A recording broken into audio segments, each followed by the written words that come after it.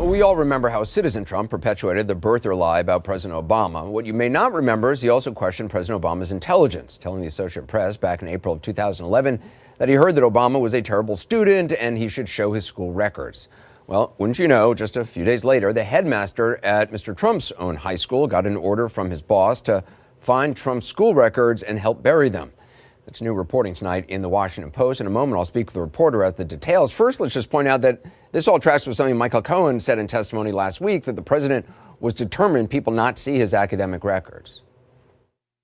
I am providing the committee today with several documents, copies of letters I wrote at Mr. Trump's direction that threatened his high school, colleges, and the college board not to release his grades or SAT scores.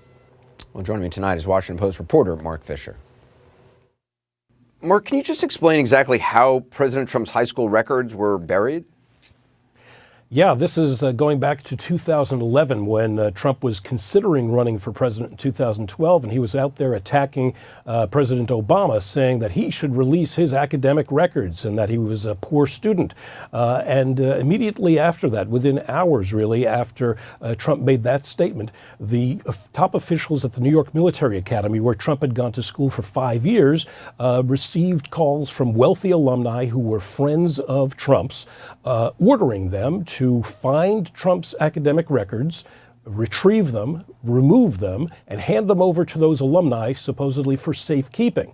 Well, the top people at the school did the first part of that. They went and they combed through a basement archive and found the records, and they brought them to the superintendent of the school, and he decided not to give them to those alumni, but rather to bury them in a place where no one could find them on campus. So they are literally buried? Well, I don't know about literally buried, but they are hidden somewhere on campus, and the idea was that they would not be retrievable by then current members of the school staff. Last week during his testimony, Michael Cohen said he had threatened the president's schools over his records. Did you find out if Cohen was in fact behind this? Well, Cohen was, as he said last week, was threatening Trump's colleges and high school and ordering them to make sure that there was no record of his academic achievement that was available to anyone. And so that's the message that filtered down to the headmaster and superintendent of the military academy. So he apparently was not in direct contact with the school officials, but this was filtered through other people. So who knows where the president's high school records are now? Well, that's not clear. The folks at the military academy now aren't talking, and at all of the schools that the president attended, people are saying these are records that are governed by privacy law and are not available to the public unless the president decides that he wants them out there. And he has said that repeatedly that he's not going to let them out, even as he has claimed that he was a top student at the military academy and elsewhere, and that turns out not to be the case. Yeah, I mean, probably none of this would really matter unless Donald Trump hadn't gone after President Obama about, alleging things about his grades. Obviously, there's a certain level of hypocrisy there.